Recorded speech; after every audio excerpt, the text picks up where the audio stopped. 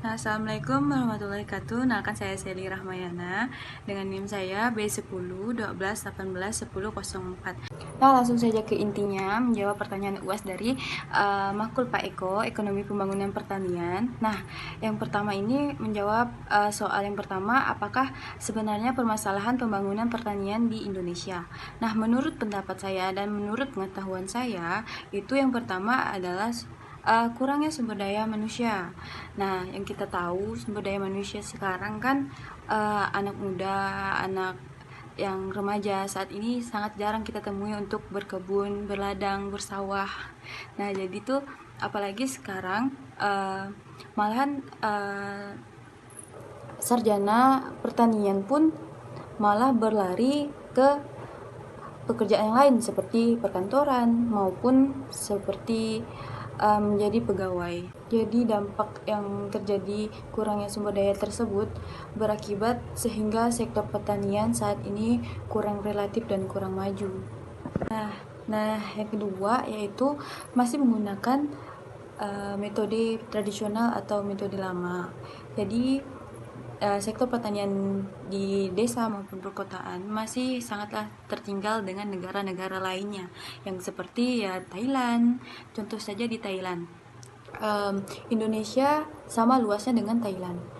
Namun bila Thailand dan Indonesia ini menanam 1 hektar, nah jadi si Thailand sama Indonesia ini sangat berbanding jauh ya hasilnya, sedangkan yang ditanam sekitar 1 hektar luasnya. Namun si Thailand ini bisa menghasilkan 10 hingga 12 ton dalam 1 hektar yang ditanamnya. Namun di Indonesia ini bisa dikatakan sekitar 8 ton. Jadi kalau misalkan si Thailand ini menjual di pasar berasnya sekitar 8 ribuan, itu masih bisa menghasilkan 98 juta.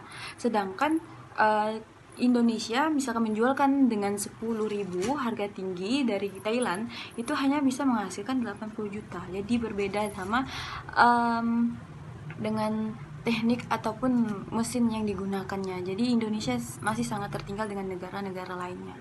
Nah, yang ketiga itu lemahnya anggaran politik dalam pertanian.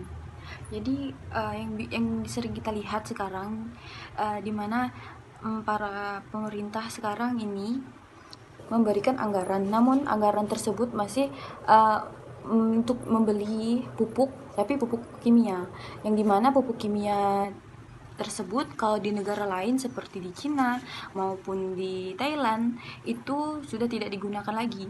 Jadi pupuk kimia bagi mereka itu sudah tidak baik bagi sektor pertanian. Nah, di mana sekarang ini pemerintah masih memberikan anggaran, namun membelikan pupuk. Yang keempat terakhir ini adalah kurangnya lahan untuk pertanian, menanam pangan ataupun padi ataupun beras yang sudah jadi, karena lahannya itu habis digunakan untuk membuat perumahan elit ataupun komplek. Nah, di mana para petani ini susah untuk menanam atau mencari lahan untuk menanam padi atau pangan yang akan diproduksikan. Nah, jadi dampak yang dihasilkan tersebut kurangnya pemasukan produksi beras ataupun padi yang dihasilkan itu kurang, mengakibatkan kita harus menerima ekspor dari luar negeri seperti bantuan dari negara lain. Jadi soal yang kedua yaitu bagaimana sih solusi untuk mengatasi permasalahan pembangunan pertanian di Indonesia tersebut. Nah, jadi yang pertama tadi kan kurangnya SDM. Nah, sebaiknya kita lebih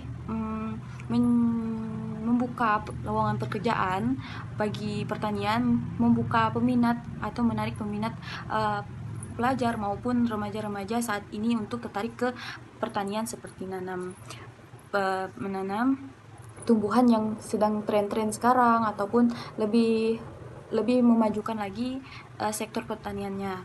Jadi yang kedua tadi yaitu menggunakan cara tradisional. Sebisa mungkin dari pemerintah bisa memberikan anggaran untuk membeli mesin-mesin yang lebih baru dan yang efektif untuk digunakan para petani di Indonesia. Terus anggarannya yang melemah. Jadi seusahakan dari pemerintah untuk memberi anggaran namun membelikan pupuk yang lain, merek yang lain, ataupun setidaknya jangan sampai menggunakan pupuk kimia lagi. Lanjut ke soal yang ketiga, yaitu seperti apa kondisi pembangunan pertanian di Indonesia diakibatkan oleh pandemi COVID-19. Jadi sangat berdampak sekali sih bagi para pertanian di daerah maupun di perkotaan.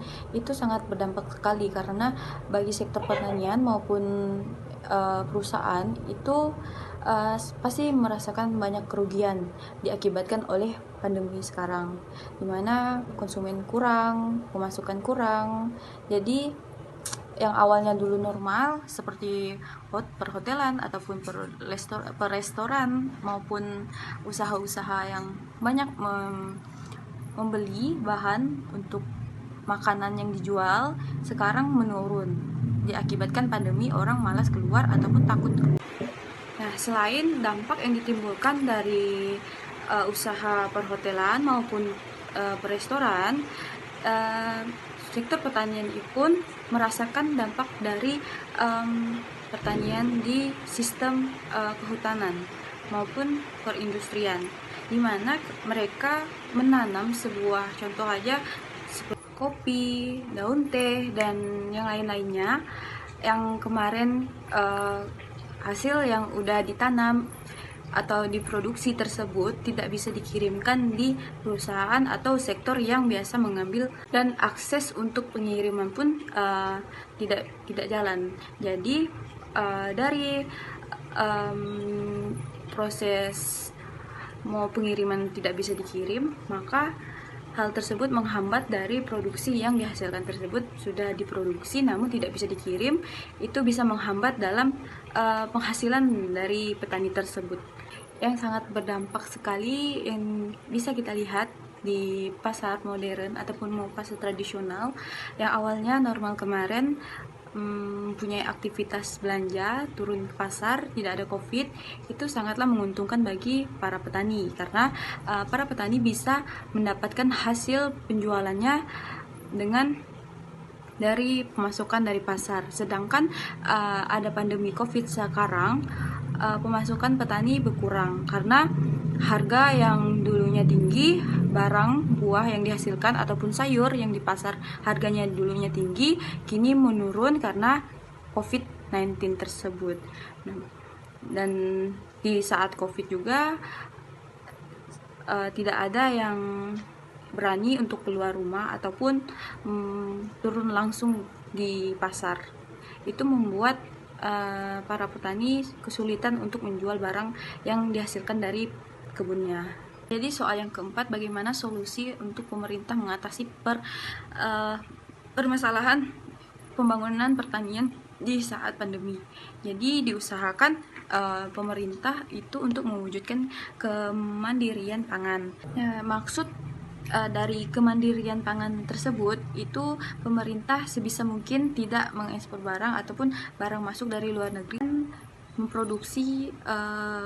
memproduksi dari petani yang kecil.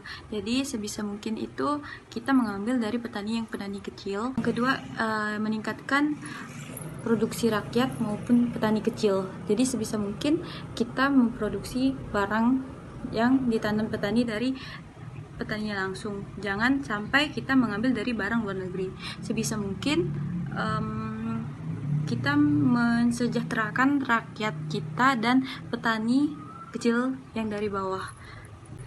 Yang ketiga yaitu sebisa mungkin kita mengoptimalisasikan lahan dan tanaman pangan untuk kebutuhan rumah tangga seperti sayur-sayuran maupun buah-buahan.